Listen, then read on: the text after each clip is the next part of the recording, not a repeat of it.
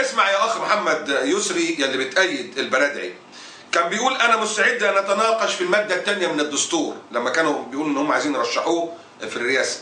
بيقول انا مستعد ان اتناقش في الماده الثانيه من الدستور، ما عنديش مشكله فيها، يعني ممكن تتشال ممكن كذا كذا. 2 بيقول دولة المؤسسات ليس لها دين. راجل واضح جدا الحقيقه، انت اللي مش واضح يا اخ محمد، انت اللي مش واضح. دولة المؤسسات ليس لها دين.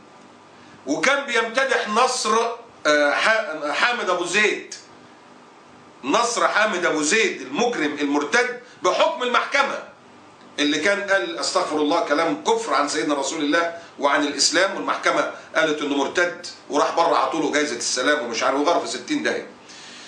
ده كان بيمتدحه البرادعي. ويكفي خزي البرادعي ان اقباط المهجر بيأيدوه، اقباط المهجر بيأيدوه. انا بس عايز انقل للاخ محمد يسري بعض تصريحات البرادعي، والكلام ده كان مع جريدة نيويورك تايمز.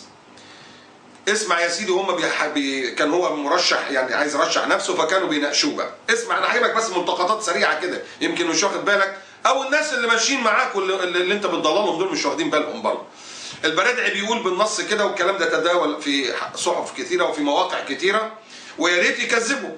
بيقول نيويورك، هو اللي بيقول نيويورك هي وطني واجمل ما فيها التردد على البار الايرلندي القريب. بيروح بار يمكن بيشرب كاكولا الله اعلم. بيقول لم اشعر مطلقا ان الدين عامل يجب علي ان اخذه في الاعتبار. الدين ده ملوش قيمه عندي.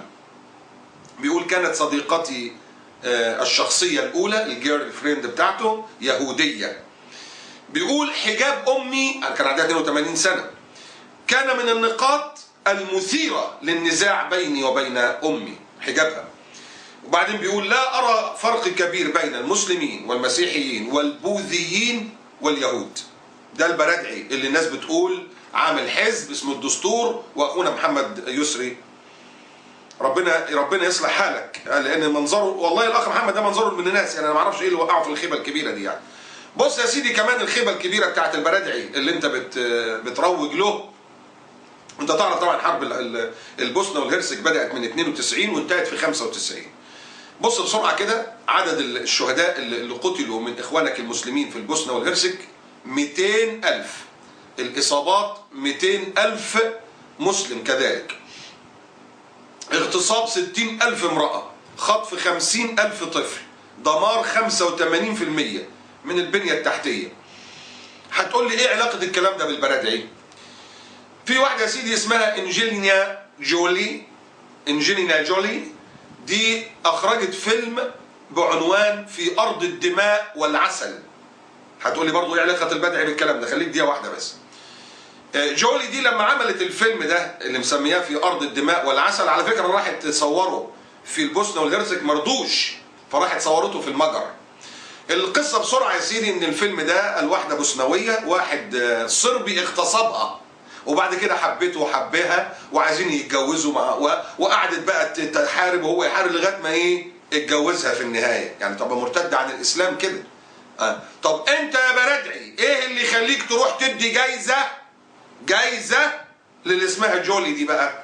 ليه بتديها الجايزه دي؟ في مهرجان السينما سنه 2012، مهرجان السينما من اجل السلام، البرادعي باشا رايح يسلم المخرجه الجايزة بتاعتها عن هذا الفيلم الداعر المجرم المسيء للإسلام. ثم أنا عايز أسأل سؤال، اللي هو البرادعي فين؟ البرادعي بيدير من بره، قاعد بره، والقائد لازم يكون موجود. سيدنا رسول الله صلى الله عليه وسلم في الغزوات كان فين؟ كان واقف من بره يقول لهم خشوا انتوا.